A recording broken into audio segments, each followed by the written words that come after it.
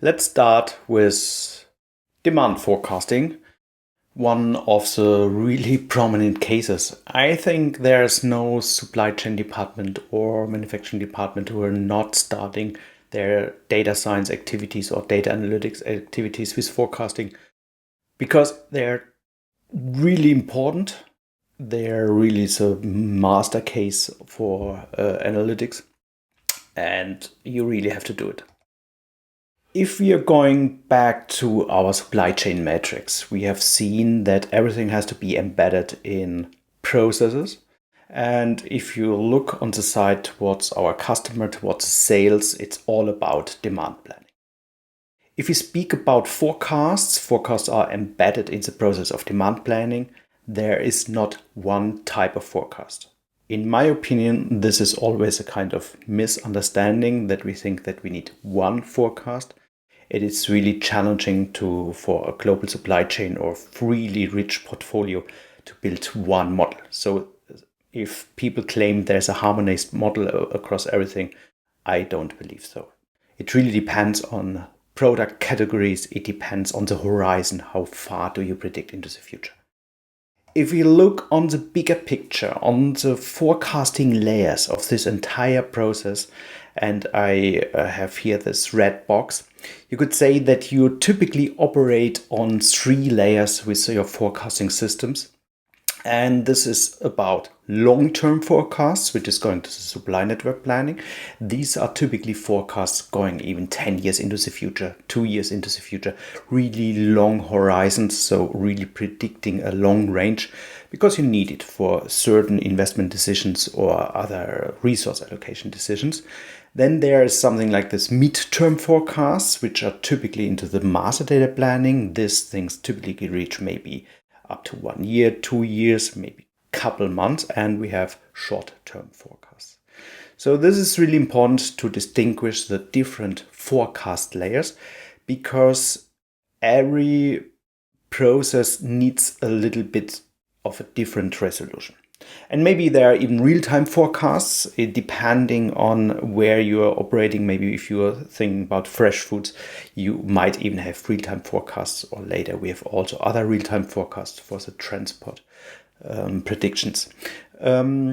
Finally, you could say that the forecast rule is very simple. You're looking on the historic data. And what you see here is a typically time series forecast, where you look on only the time series towards the historic data. And the larger the prediction horizon, if you go really years into the future, the larger the uncertainty. You really have to understand that the uncertainty is a big thing for the entire supply chain.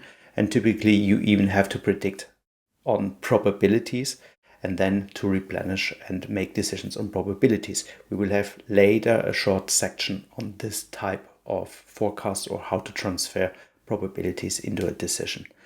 And for many things, we have to understand that there are system limits, how good you can predict.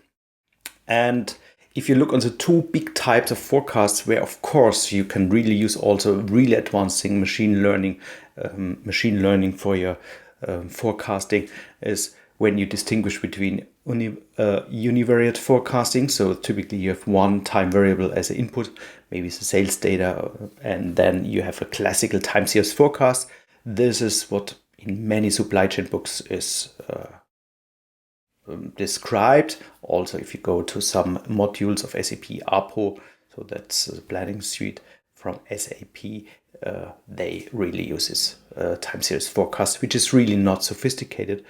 If you go to multivariate forecast, it means you take a lot of different features into account, many different types into account. Then you end up in machine learning techniques. And the shorter the horizon, the better you can really predict the behavior, maybe seasonal behavior or even daily behavior. Most prominent examples are always in the short range prediction horizons around days, where really machine learning can really make a huge difference.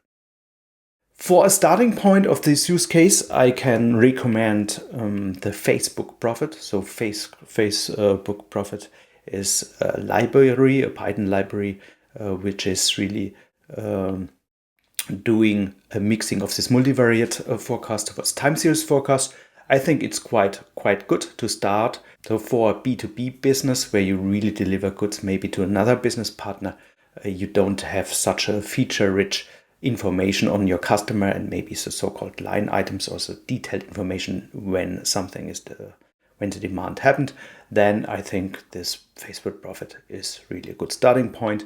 If you're going to so-called B2C customers, that means you really have the line items, for example, of a supermarket store, I think profit is not strong enough really to do this. Then you have to go maybe with own models. This already completes the first section on forecast. We will have more sections on forecasts in later sessions.